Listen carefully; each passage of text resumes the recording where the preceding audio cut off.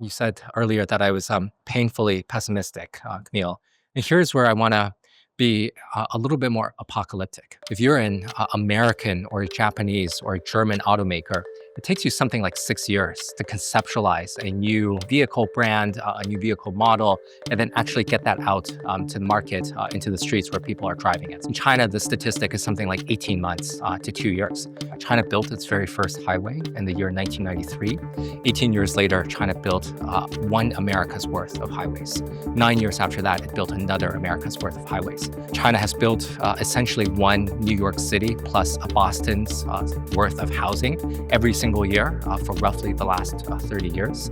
China has a manufacturing workforce of something like 70 million people, in which they are building some of the most sophisticated electronics every single day. I think that, it doesn't sound good to me that Apple and NVIDIA are worth as much as they do because they are also deluding us into what actually matters. Is our answer to a struggling member of the working class in America going to be something like, well, let them eat iPhones or let them eat GPUs? I think that is not compelling enough of a solution.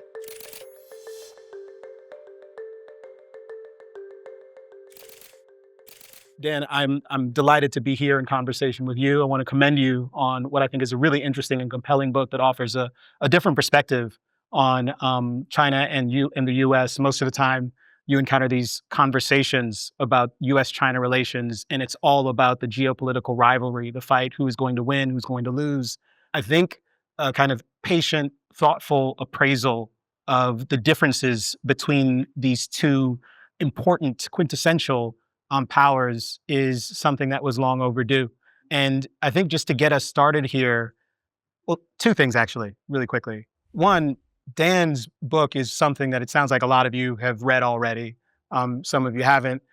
There will be spoilers, so to speak, but it's still well worth reading. One of my favorite things about the book, Dan, is that closing chapter, which opens with this interesting and, for me, emotional kind of recounting of your trajectory, your family's trajectory, for you to be here now. And I actually want to start in a somewhat unconventional way by having you perhaps give a little bit of a sense of your backstory, how you came to be here in the United States working on this particular topic, and why you thought it was important for a book like Breakneck to exist. Thanks so much, Camille. Just thinking about my own backstory. I grew up in the southwest of China, which is a very mountainous place. People eat very spicy food. The stereotype that people have around the southwest of China is that people sit around sipping tea, telling jokes, and I really believe that we are the funniest region of China, much funnier than the much more serious, prosperous zones. My family and I emigrated to the country of Canada when I was 7 years old. And I mostly grew up in Canada. I'm still a Canadian citizen. And so we moved to suburbs of Philly. Anyone from Bucks County or Pennsylvania here, a great place to be from.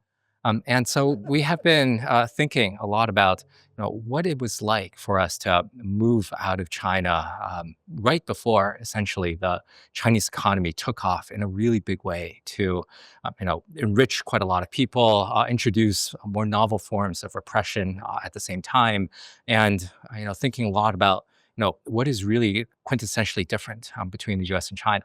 And so I used to work here in San Francisco. I used to work here until the start of 2016. And I moved to China in 2017 to think a lot about what the Chinese were up to in terms of a lot of different technologies. Now, when I moved out of California, then it really felt like California, Silicon Valley was the center of the world in all sorts of very important ways. The future was being created here. The most important, the most talented people were moving to California. And I was also kind of struck that so many of the businesses being created here were very consumer driven. There was a lot of cryptocurrencies at the time. At the time, we hadn't even gotten to B2B SaaS yet. And when I learned about what was going on in China, thinking about Made in China 2025, a big industrial plan that Beijing had announced, they were working on things like ultra high voltage transmission, memory chips, electric vehicle batteries. That felt like a very exciting story to try to study at the time. And there, part of the reason I asked you to tell that story, or at least to talk about that kind of context, is because in the account that you offer, there are two things that really stood out to me. The first is just your parents' experience of leaving China and coming here, and your own experience as this kind of essentially first generation child who grows up in this country, who this is very much your identity and kind of all you know. In the book, you explain that this was clearly the right decision for you personally, that your passion, the things that you work on, you could kind of only do that here. But for your parents, it's a bit different. Immigrants to this country, our families end up abandoning everything. You leave behind everything that you know, and you come to some place completely alien to try to make a life for yourself. And in my experience, coming from the West Indies, the sentiment has always been, of course, that was the right decision to make. Every single time I've gone back to visit Jamaica, I see young men about my age, and I know very well that I didn't want to be that guy. I'm happy to be this guy. But for your parents, they had a real quandary about this because of the robust growth that China has seen in terms of their interactions with family members and friends who are still there. Could you talk a little bit about kind of the contrasting experiences of their generation growing up and experiencing the progression of China economically there domestically versus what your parents had to experience here? Yeah, I think the first thing to say is that I'm so glad I grew up in Canada. And also in the United States. I split high school between Ottawa as well as Philly area. And without this sort of an upbringing where I could have really, read the books that I really wanted to read, I was a philosophy major in college. I wouldn't have been able to write this sort of book and engage in the sort of intellectual work that I'm quite proud of. But as you mentioned, Camille, it was a slightly different trade-off for my parents. My parents were living in southwestern China. This is a kind of a backwater, economic backwater of China. Back then, and even now, it is a giant backwater where not too much goes on. But still, they, by virtue of being college graduates in China, they were also urban residents. They could have been allocated a few apartment units by the state, which is one of the big drivers of wealth that a lot of Chinese have been able to enjoy.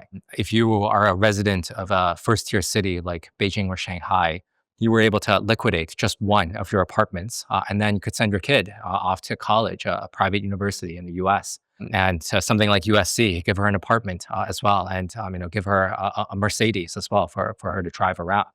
And my parents really missed this giant wealth boom that they could have participated in if they had stayed. And so this is one of these sort of tragedies I feel that I wish that America could have had rising wealth for many more people. Definitely not to the same scale as a lot of Chinese, but something closer to that scale. I think a lot about how if you were Chinese growing up and let's say born in the early 1990s, which is roughly when I was born, you could have seen your world transform in all sorts of big ways. China built its very first highway in the year 1993. 18 years later, China built one America's worth of highways. 9 years after that, it built another America's worth of highways. So, if you were born in 1993, by the year you reached legal driving age in China, you would have been able to drive on an America's worth of highways from starting from zero. China has built essentially one New York City plus a Boston's worth of housing every single year for roughly the last 30 years. And so China is just engaged in these giant spasms of construction. They're making the cities nicer in a lot of ways as well. So, if you're a resident of a city like Shanghai, maybe you didn't have subway systems growing up, and now you do. Maybe you didn't have a lot of parks growing up, and now there's about 1,000 parks in Shanghai, which has doubled from the year 2020. You're getting cleaner air as well, and you feel, in general, still a sense of rising wealth. One of the things that I struggle with a lot of Americans is that, especially if you are living in a place like San Francisco, where there simply isn't a great deal of construction, especially in a place like Berkeley, which just hasn't built enough housing, which hasn't updated and renewed and expanded its subway systems for a very long time. You see your life being pretty static, and you kind of expect the future to look relatively similar as well.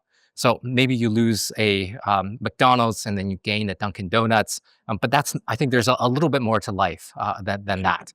And so, if you are Chinese and you're seeing these bridges go up, you're seeing these high-speed rail systems go up, I think this is not just an economic program, really, to try to wire up the country in order to be quite a lot better. I think this has also really substantially built political resilience for the Communist Party as well, in which people have seen momentum from their lives get better in the past, and they expect that their lives will be better in the future.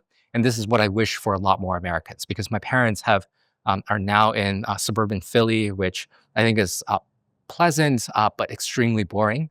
They're the kind of the highlight of their weeks is to go to the Costco every week, like a lot of immigrant families, as well as a lot of middle class Americans. But I wish that there could be something more in which there is a sense of physical dynamism in this country, because this can build a lot of optimism into the population as well. As you were describing that circumstance where people are growing up and experiencing all of this profound change over the course of their lifetime, seeing these cities explode into being, I thought about something Peter, and I believe in the context like this, I can mention him with just one name, and you know who I'm talking about exactly. Peter's adage, we were promised flying cars and all we got was 140 characters.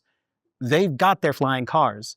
And interestingly, I suspect that has to do something to one's psyche. There is a sense in which there's that kind of disappointment, as expressed by Peter, amongst Americans looking at the technological landscape and perhaps VCs in particular. And maybe things are changing and AGI is right around the corner, I hear. I'm not exactly sure if that's true. We don't have to debate that now. But I do think that that contrast and the perspective that essentially emerges from a circumstance where you're seeing that much change is perhaps of a piece with this framework that you have established in the book. And it's there in the opening. I suspect most people are familiar with it. But if you could talk about the difference between the engineering state and the lawyerly state. Yeah, so China is a country I call the engineering state, because at various points in the recent past, the entirety of China's most senior leadership, all 9 members of the Standing Committee of the Politburo, had degrees in engineering of a very Soviet sort. And so these were people trained in electrical engineering, hydraulic engineering, mechanical engineering, civil engineering, et cetera. And what is the issue with engineers? Engineers build a ton of shit, whether that is roads or bridges or highways or hyperscalers or homes, coal plants, solar, wind, nuclear, you name it. They are constantly building it. So they really engineer the physical environment.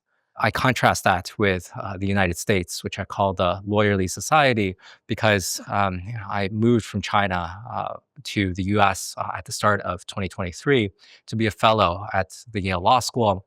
And it really feels like, in order to reach the White House, first you need to get a ticket from the Yale Law School. And it's really striking if we take a look at the American elites as well. First 16 US presidents, from George Washington to Abraham Lincoln, 13 of them were lawyers. If we read the Declaration of Independence, it really sounds like the start of a legal case. And the Democratic Party is especially lawyerly. Every single nominee to be president from the Democrats between 1980 to 2024, including Kamala Harris, had gone to law school. And I think this is just one of these really striking ways in which the Americans are really dominated by the lawyers. There are pros and cons to both of these societies. I think that for the most part, physical dynamism in China is a good thing, but it can also veer badly wrong. In China, I also lived through the year 2021, when Xi Jinping, in a fit of hubris, decided that he was able to control COVID and the Americans were not. And so he really felt that he had a free hand to enact these really radical agenda items. So they are also engineers of the economy. So in the year 2021, Xi Jinping tried to trigger what he hoped was going to be a controlled demolition of the real estate sector in China, because he felt it was over leveraged.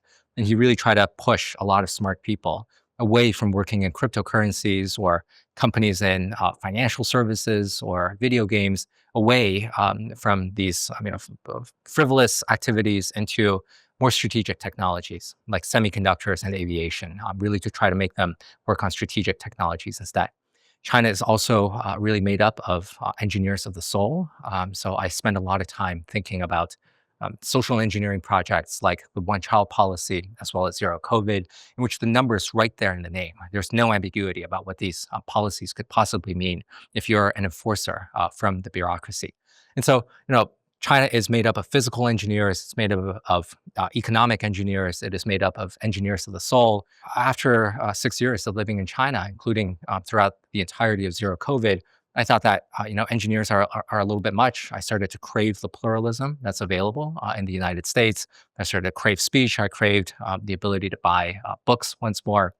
And I think the issue with lawyers is that they block everything, good and bad. So you don't have stupid ideas like the one child policy, but you also don't have functional infrastructure almost anywhere, especially not in the Bay Area or not in the New York area either.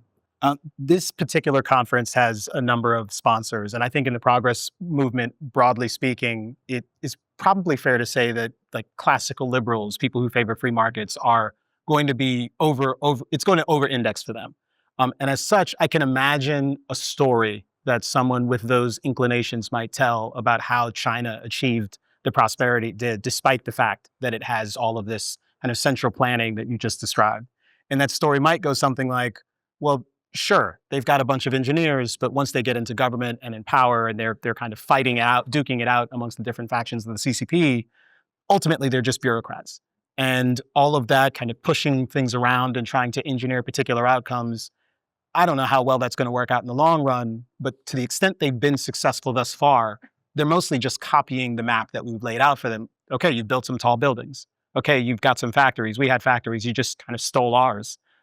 You've got cell phones and all kinds of other stuff. You essentially clone the companies that we have. Is is China a genuinely dynamic, innovative economy in a way that is going to be sustainable, or are they just playing catch up? And I ask in a somewhat provocative way, and clearly I understand that China is innovating, but I do think that there's some truth to that narrative. So how true might that be, and how is it false?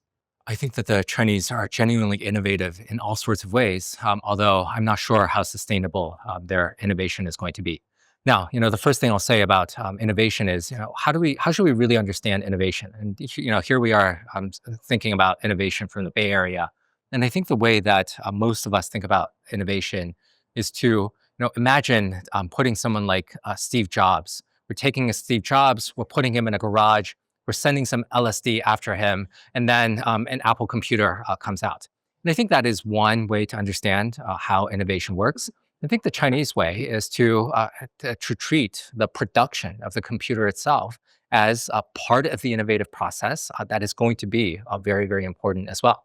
And so the way that I think a lot about Chinese innovation is that you have these big companies run by entrepreneurial founders who are very, very competitive. And so, we have something like, we can see something like there's about 50 major automotive makers in China. And they are really fighting among each other. There's about something like 6 or 7 big smartphone makers, and they're competing very fiercely against each other. China is the center of a lot of global production today.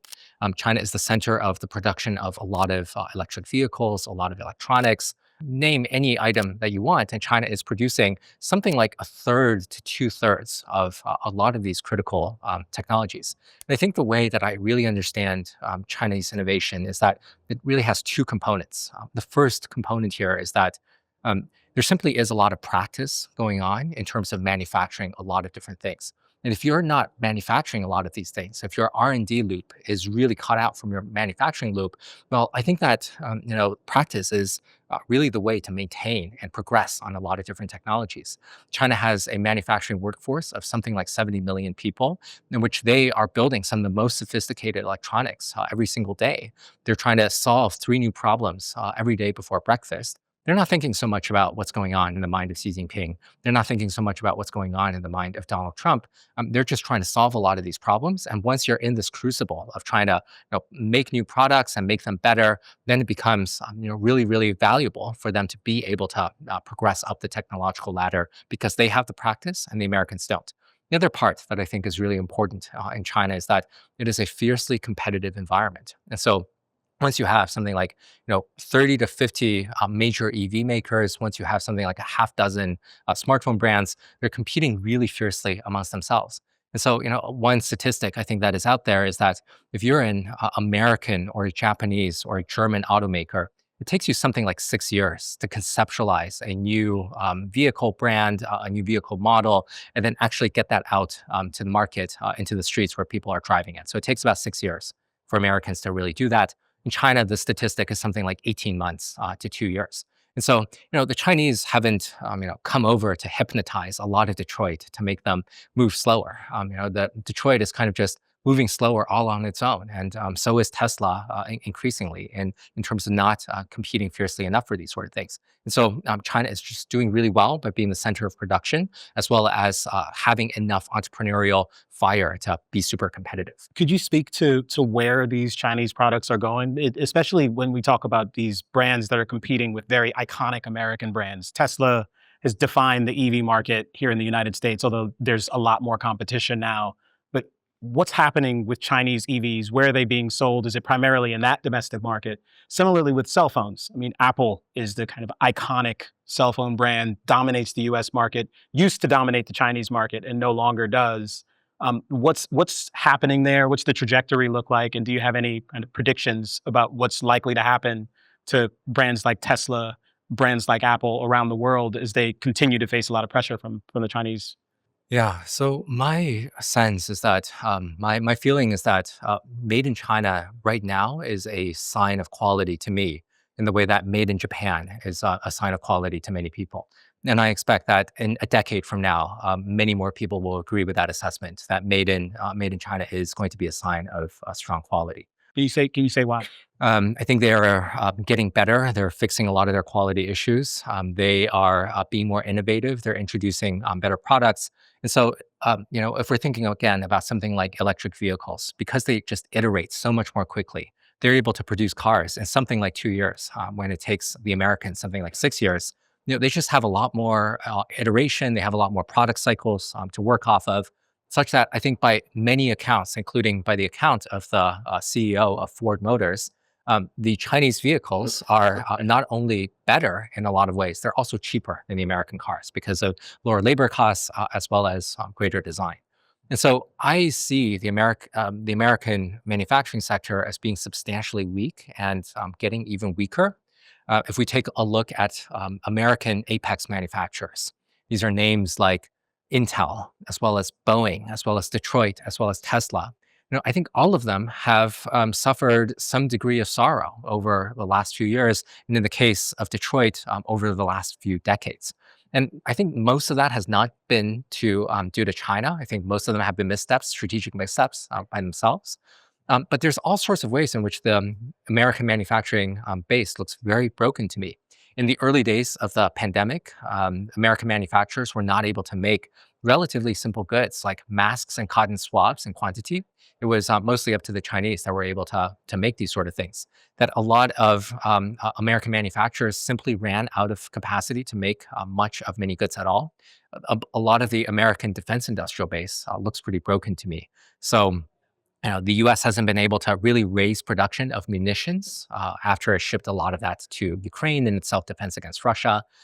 If we take a look at something like naval ships, according to the Government Accountability Office, every class of American U.S. naval ships is behind schedule by something like 18 months to 5 years because Americans can't build ships very well anymore. The U.S. military doesn't seem to be producing drones cheaply at fast enough of a pace. And so, at a first approximation to me, the US manufacturing base has rusted from top to bottom. And this is before even much more substantial production challenges and competition from Chinese manufacturers once they upscale and are able to compete with Americans on the higher end goods. Now, you've named a lot of the things that are going really well, and certainly better, perhaps, than their US counterparts. But I know that there are also a lot of challenges as well with this kind of engineering approach. There is the discounting of civil liberties and human rights, the kind of lack of pluralism and diversity of perspective. And my own perception of things, certainly as someone who's operated in civil liberty spaces for a long time, is that things like free speech are actually pretty vital when it comes to innovation. China is hit some headwinds in recent years. It's had some serious trouble with respect to the kind of glut of debt related to its real estate holdings, which are way too high. Why are those things happening? Why are they seeing that sort of recession and I don't mean a kind of economic recession, but just in general, given all of the advantages that you've laid out? I think that free speech is absolutely valuable for society, and I really like that Camille, in your media platform is really thinking about free think and big think. So I think that free speech is totally important for civil society, but I've become slightly less convinced that of this idea that autocratic countries cannot have very substantial innovation programs, because there are enough examples throughout history of highly autocratic regimes doing very, very well in terms of becoming technological and manufacturing leaders. If I'm thinking about something like Nazi Germany, the Nazis certainly produced a lot of very sophisticated Wunderwaffen in order to have V-2 missiles as well as new, very powerful fighter jets. I think a lot about Stalinist Russia, in which the regime was highly repressive. It sent a lot of really top scientists into the gulags and to have them work in prison camps. And that there is a very strong track record of a lot of these scientists basically staggering out of these gulags once Stalin needed them, and then putting them to work such that they were able to make a lot of really good tanks and a lot of really good equipment for the Soviets as well. The Soviet Union was highly repressive at a time when it became very sophisticated at making something like the space missions. And so the Soviets were kind of beating the Americans in the early days of the space race and pretty much everything. First satellite in space, first person in space, first dog in space as well. And so these were all pretty important achievements. But it didn't matter because the Americans beat the Soviets to the moon. But it's again, this at a first approximation, it doesn't really look like autocracy is going to. The lack of free speech is necessarily going to defeat a lot of invention as well as innovation. And so I think the paradox here is that I think for a lot of scientists, the most crucial input that they need to make a lot of important products is simply money as well as funding. And there's some research now to indicate that in the Soviet Union, part of the reason that the Soviets were really good at something like mathematics or chess is that a lot of these top scientists retreated within themselves to be able to do really well at mathematics or at chess, and they were given the funding in order to do so. And I mean, if you don't have the funding, you can't really do the science. And so this is where again slightly worried about the U.S. because the Chinese keep funding science. Xi Jinping keeps plowing more money to the scientists. And right now, under this administration, there's some cuts to the science funding, whether that's the NSF. A lot of the NIH funding has been restored, but there's a lot of uncertainty among the scientists about how they could really have their funding in place. You mentioned Stalin, you mentioned Nazi Germany. In both instances, yes, innovation, but also kind of burn brightly and then go out pretty quickly, perhaps for different reasons. But it's also the case that the Russia is where you get Lysenkoism. So this is something that looks like science, perhaps walks like science, but is not in fact science. It feels like that is a particular risk in an autocratic system. Yes, absolutely. And I want to highlight that one of the biggest problems with China, and maybe this is the big problem with China, and part of why they are having a slower economic growth as well, is that the fundamental problem with the engineers in the engineering state is that they are not simply physical engineers. The fundamental problem with China is that they're also social engineers, and you cannot have one without the other. And I think a lot about the disaster of the one-child policy, which I write about as a campaign of rural terror that was really meted out against female bodies, peaking throughout the 1980s. And according to the official numbers of the Chinese health yearbooks, China had conducted something like 300 million abortions throughout the 35 years of the one child policy. China sterilized about 100 million women. It sterilized about 25 million men. And so, this is just a really horrific policy that the engineering state was able to implement. I think only the engineers could have done something like this. I trace out a little bit of the history of how there was a missile scientist that got into the ears of the Politburo who said that, I'm able to do really good science here. I've worked out the math. The optimal population for China is something like 700 million people. And we have a really elegant solution available to us, namely the one child policy. And this sort of a stupid idea could only have been implemented by the engineering state because it really rallied so many enforcers, essentially thugs, to deliver a lot of forced abortions to women. And so that was one of the big problems in the engineering state. I think a lot about the problems of economic engineering as well. Xi Jinping tried to impose this controlled demolition of the real estate sector. Actually, the property sector in China is still undergoing this slow rolling crisis that is a meltdown that is hurting a lot of the wealth and hurting a lot of the business confidence of a great number of people.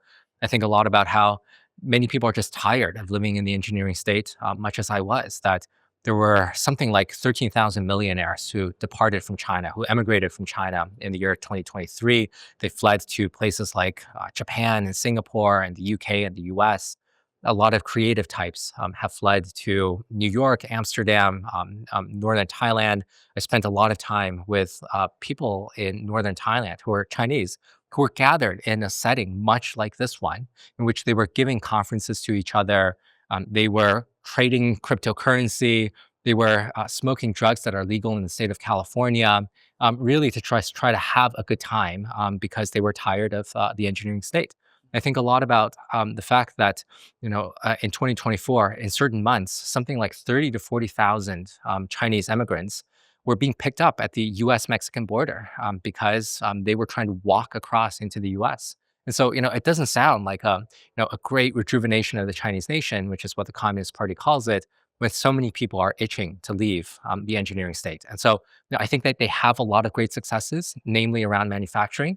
But at the same time, this has triggered a lot of disasters for the people. I'd love to just spend a little bit of time talking about the US situation in particular and the current political situation. The Trump administration is almost 10 months in now. And I know you've been critical of the tariffs. You've had some critical things to say about Doge and other things related to conservatives. But I'm curious what you make of the administration overall. It seems like a lot of what you describe in the book, certainly the need for infrastructure to be built. We need more power plants. That wasn't happening. At this point, there does seem to be a lot of pressure being brought, particularly from the tech industry, towards the White House to encourage actually making investments in these particular areas and building out that infrastructure. Could you talk a little bit about that and also talk about the trade war? I'm curious what your perspective is on perhaps why the tariffs haven't had more of an impact so far, and even just the threats of tariffs, and perhaps give me some appraisal on who is winning the trade war. Yeah, so I think that there are potentially good things to happen with the Trump administration. Potentially, there is some good work being done with deregulation. Potentially, there's going to be a lot of progress with AI, and thanks to efforts of folks like Dean Ball, who worked on the AI action plan. And potentially, there is going to be a lot more of an energy build out in terms of, especially around nuclear power as well. And I guess, one of the challenges with what I see with the Trump administration is that a lot of the benefits are always potential and in the future and could come, but haven't in fact been realized in a very substantial way. And right now, I see what actually has happened with the Trump administration, and I don't see that as a really considerable success. So I So you say am the AI in particular, you're not seeing? Yeah, maybe with AI, maybe AGI is around the corner, and perhaps that is going to be due to the Trump administration's policies. I'm a little bit skeptical that both things are quite true at the moment. That if we take a look at something like U.S. manufacturing, the U.S. has lost about 40,000 manufacturing jobs since Liberation Day in April. So the U.S. keeps losing manufacturing jobs because tariffs are really creating a lot of uncertainty among manufacturers, and then they stop reporting the data. And so, we don't even know the scale of manufacturing job loss right now. I think that Doge could have had a glimmer of potential in the early days when Elon Musk was in charge and Vivek Ramaswamy was in charge as well. And unfortunately, I think Elon focused on the wrong thing. He really tried to reduce headcount as if payrolls was the major expenditure of the U.S. government Sure. rather than transfer payments or defense. And I think the great shame of Elon is that I wish he could have been someone like Admiral Hyman Rickover, the father of the nuclear navy, to build a lot of great engineering projects inside government. Rather, he was destroying a lot of civil servants' lives. And it didn't even seem particularly successful on his own terms after Elon was fired as being co-president in May or so. And so Doge, the tariffs hasn't worked really well. I have a piece coming out in the Economist and an op-ed to say that I think what's really unfortunate is that the U.S. is learning some of the worst lessons from China at the moment. I dug up some of these old quotes that Donald Trump has said of Xi Jinping, which he said that Xi is, you know, everything is nearly perfect, brilliant, so smart. And so this is like a really strange thing to say about Xi. He also said that there's no one in Hollywood quite like him, as if Xi Jinping is like on Tom Cruise levels of handsomeness or something. Just a very strange thing to say. And I think it is unfortunate that I think Donald Trump is, you know, visiting misfortune upon the least fortunate, as Xi has done, that every policy, as well as its reversal, has to be defended by a vocal cadre of loyalists, and that we are turning Intel into something like the state-owned enterprise with American characteristics. And I think the unfortunate thing here is that I feel like what we're getting in the U.S., and this is again a personal view, speaking as a Canadian here, I feel like what we're getting is authoritarianism without the good stuff. Authoritarianism without the good stuff of something like public order in the streets, a vast and functioning manufacturing base, highly functional logistics. Rather, the sort of things that Donald Trump is interested in building are gilded ballrooms as well as detention centers. This is a painfully pessimistic accounting, and I want to perhaps push it further because I'm a glutton for punishment, maybe. But one of the prescriptions in your book, and maybe we get into prescriptions here, is that, or at least one of the diagnoses, is that the best and brightest aren't necessarily going to DC. They're not going to work on policy. You've got this legion of people who are lawyers, and the smart engineers are seduced by tech. But Elon is perhaps, depending on who you ask, one of our best modern innovators, certainly has had a lot of successes. And he went to go work in DC. And he brought a cadre of young people with him, some of whom had also had a lot of success in tech. There are certainly some other people who are still close to the administration who work in tech.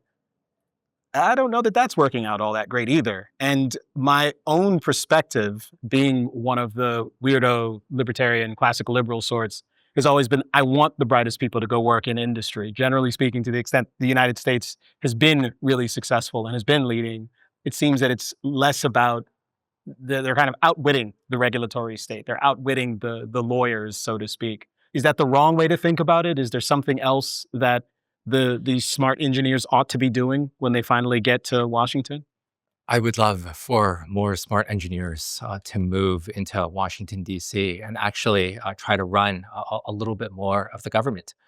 Because if smart folks from Stanford or Cal or whatever sort of a great school is not going to move into Washington, D.C., who's going to do it? Graduates of the Yale Law School. And so I was a fellow for 2 years at Yale Law. And for me, the really distinguishing feature of Yale Law students is their raw levels of ambition.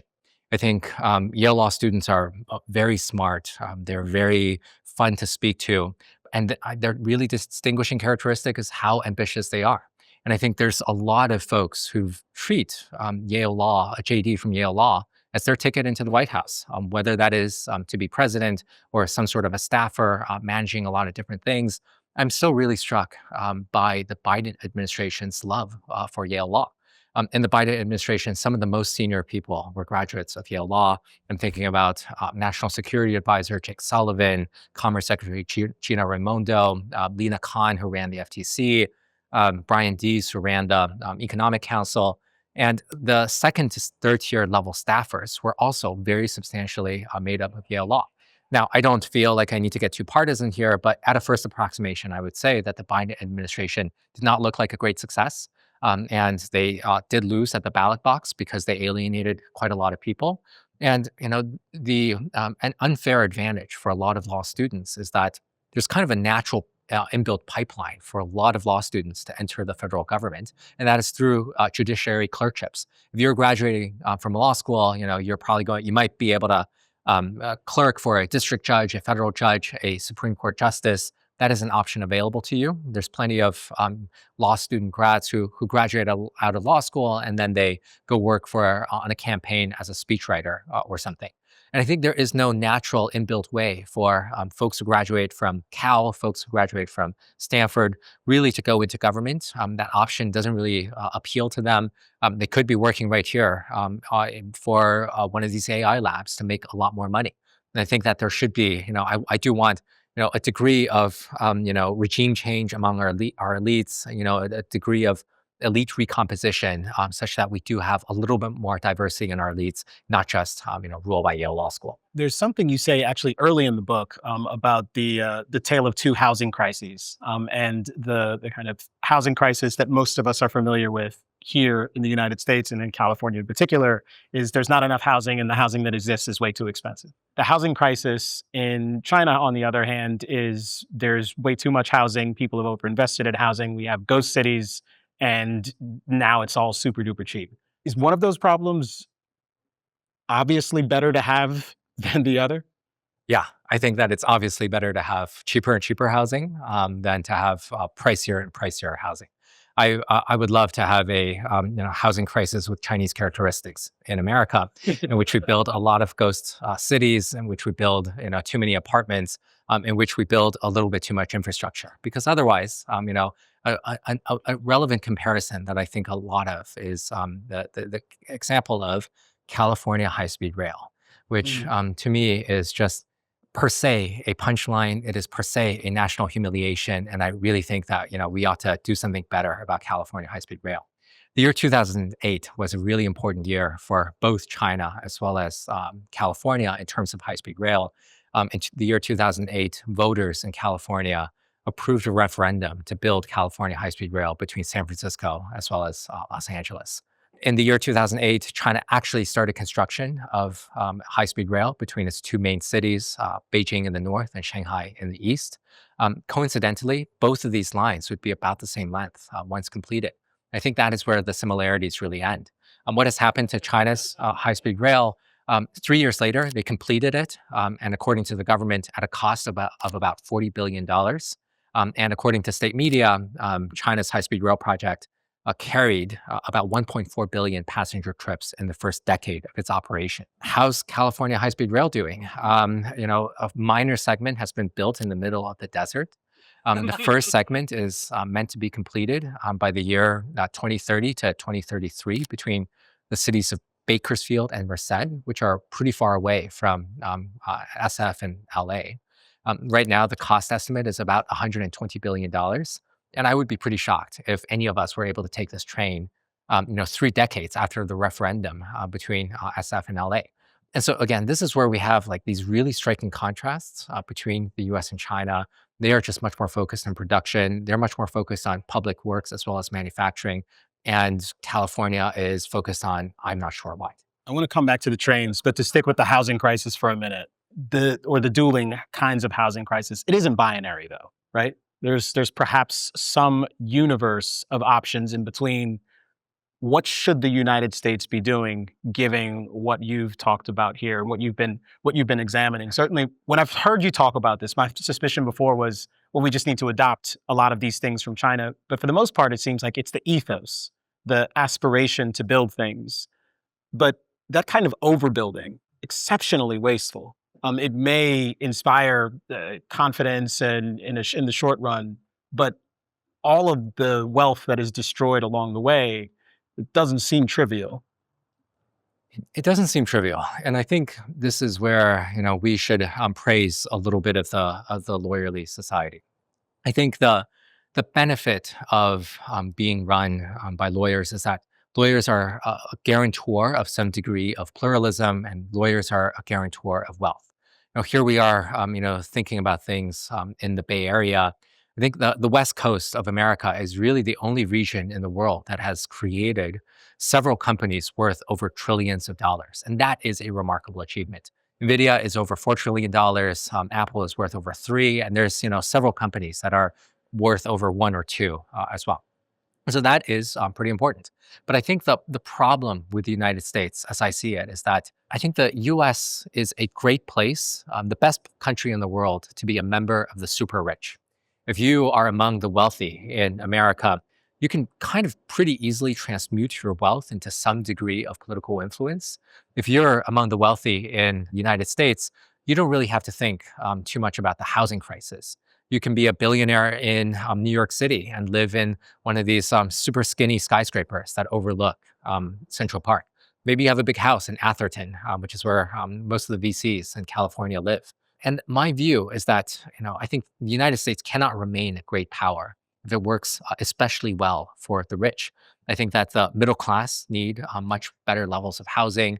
I think that the middle class needs much better levels of transit. I took a BART here actually today, and the BART is like screechingly loud. There's not much rapid service. And I just wish that there could be a smoother and slightly better BART service. New York City subway is also really metallically loud. There's always a giant screech whenever it comes by. And I'm sorry, I love trains and trains love me back, but not the American trains. And last month, I was taking the Acela train from New York City down to Washington, D.C. to speak at the Abundance Conference, where many folks here also attended. And on the Acela, I think it is basically a fine train, but it is a really shaky machine. And I came across this headline saying that Acela is getting an upgrade. We're getting a new class of Acela trains. Mhm. And then I actually read the article, and the article said that the new class of Acela trains will be 11 minutes slower than the present class of Acela trains. So what are we getting here? We're getting better foam cushions, but at a first approximation, we're moving slower and slower year by year, decade by decade, and that just does not feel like progress to me. Is that symbolic or is it actually consequential? I mean, when we talk about, you gave me the list, the honor roll of trillion-dollar companies. It feels like maybe that's the trains don't matter nearly as much. I think that it is symbolic as well as consequential. I Okay. think that if we as a society are going to say we're going to build a better class of high speed rail on the East Coast, or we're going to achieve California high speed rail, we should actually build the darn thing, and this thing ought to gleam. And I think that there should be something about there should be some credibility with the Americans to say that we're going to achieve what we say we're going to achieve. We're going to spend 128 billion dollars on a train project, and we're going to get the darn trains and not, a middle, some sort of, stretch of concrete in the middle of the desert, because that does not project American strength to me. And I think that, for the benefit of the middle class, for the benefit of the working class, they do need more housing. They do need more mass transit. Housing is just this giant source of stress for too many people. And I think that, it doesn't sound good to me that Apple and Nvidia are worth as much as they do, because they are also deluding us into what actually matters. Is our answer to a struggling member of the working class in America going to be something like, well, let them eat iPhones, or let them eat GPUs? I think that is not compelling enough of a solution. And here's where you said earlier that I was painfully pessimistic, Neil. And here's where I want to be a little bit more apocalyptic. Um, which is Thank you. yes, which is that what are we going to be using a lot of these technologies for? We're generating a lot of AI slop right now. Is this really going to be good for us? We are kind of just releasing these models out in the wild, and yes, this is kind of happening, and so we just have to accept it. What I worry about is that we are kind of deluding ourselves into thinking that these trillion-dollar companies are really worth so much, because these valuations can shift quite a lot. I think a lot about the comparison between Apple as well as Xiaomi. Both are smartphone makers that make also a lot of other products. Uh-huh. Xiaomi makes more moderately priced smartphones. They also make a lot of other random things like rice cookers as well. Apple is worth about $3.5 trillion. Xiaomi is worth about $200 billion. And one of Apple's tentative projects was that Tim Cook decided about a decade ago to explore the prospect of making something like electric vehicles. So Apple was considering making electric vehicles. This was nicknamed Project Titan internally. What has happened? Well, Apple gave up and pulled the plug a couple of years ago. Xiaomi, by contrast, its founder in the year 2020 vowed that it was going to make electric vehicles. The founder publicly pledged that he was going to spend $10 billion on this effort, that this was going to be his major great entrepreneurial venture. What happened? Well, 4 years later, Xiaomi started shipping its cars. Its SUVs were so high performing that it won a major German race award. It was called the Nürburgring. Nürburgring usually sets these track records by Porsche and Mercedes. And then Xiaomi, with its very first vehicle, set a major speed record there. Right now, Xiaomi keeps upping its targets of how many cars it expects to sell. Vehicles aren't everything, but you have this company that is worth 15 times more than Xiaomi, namely Apple, that said it was going to make electric vehicles and couldn't actually manage to pull it off. Xiaomi was, and which company do you prefer? Well, I prefer the smaller company. So again, I want to return to this kind of the municipal projects, the need for housing. Certainly, there is a bureaucratic role in the housing crisis that we've experienced here in the United States. Generally, it's a NIMBY problem. And as we were talking earlier, there may be people who are concerned about NIMBYs in China, but they generally don't have any sort of political leverage, so there isn't anything they can do about it. But that feels like a very different problem than the kind of marshaling the state to kind of engineer a particular outcome. It also feels different than the perhaps cultural dynamics that are at play when we talk about Apple's inability to build a car versus a Chinese company that can both build cell phones and various other things, and rice cookers and cars. Wonder if you could just talk concretely about what it is that America broadly and the progress movement broadly perhaps should take away from what China is doing well. And I'll say one more thing, which is that progress has to be defined in some practical way. And progress almost certainly means something different in China than it means in a Western context. Certainly when I think about progress, it is a bundle of things. It's both economic prosperity, but it's also well-being writ large, which also includes all of that bundle of civil liberties things, which are harder to maintain, harder to safeguard to the extent they even exist in China. So maybe you could talk a little bit about the competing views of progress, but also the practical lessons that one, if they embrace what I suspect is a more Western view of progress, that is actually practical and applicable here. So here's where I want to out myself as a sunny optimist for the future. I am. I know I didn't sound like that, but I am. I'm ideally a Californian in my heart. I think that something that unites both the Chinese and Americans is that they have a sense of the future at all. I spend some time in Europe. Europe is a region I describe on my very first page as a mausoleum economy, which has a sense of optimism only about the past. And I think that something that unites the Chinese as well as the Americans is that they both have a sense of the future. They have a vision of the future, and they are driving towards the future. And that is really, really important. And I think that one of the claims I make, again, in my opening pages is that Chinese and Americans are really, really alike. That a lot of Americans tell me when they spend time in China, it really feels like they're much more comfortable with Chinese than with Americans, than with Europeans. And so, Chinese and Americans both have a sense of pragmatism. They share a sense of the technological sublime. They have a sense of hustle. They take a lot of shortcuts, whether that's to health or to wealth.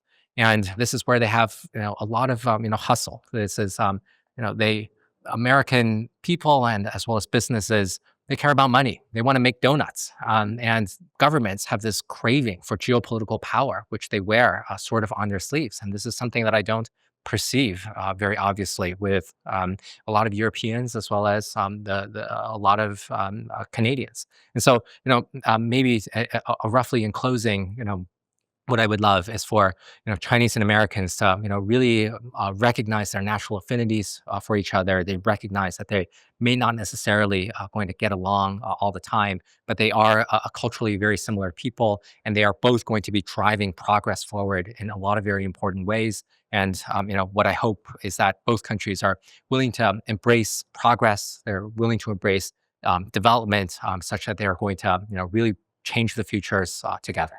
I want to ask perhaps one last question, and maybe I'm pushing you back in the direction of being pessimistic, but that's only because this is what I am most concerned about when I look at America's kind of political circumstance and try to think about its implications for progress, broadly speaking.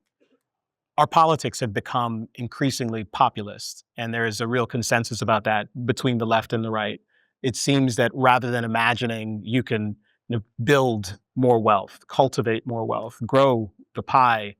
Most of our politics is concerned with how to reallocate what already exists, with trying to ensure that you can have at least as easy a life as you've had, and perhaps your children can have a life like that. But the notion of kind of building something bright and big and new and gleaming doesn't always seem to be at the forefront of people's minds.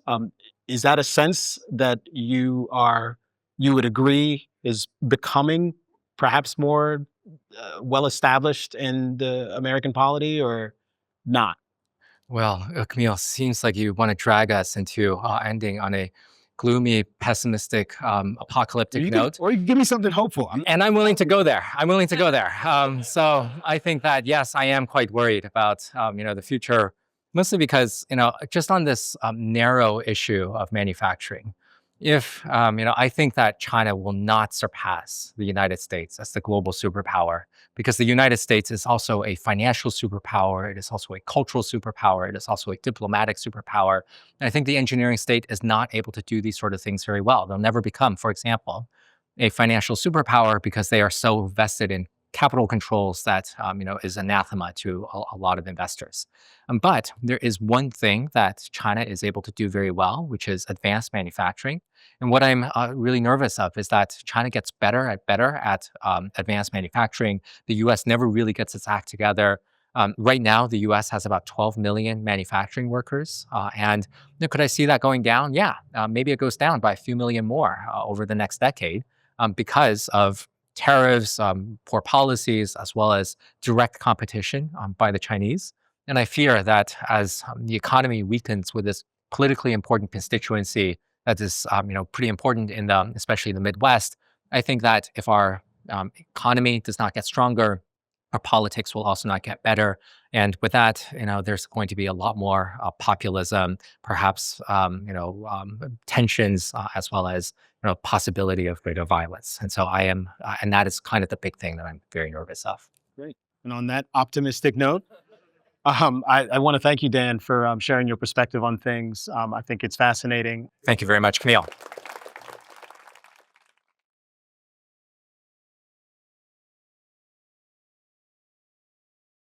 Want to support the channel? Join the Big Think members community where you get access to videos early, ad-free.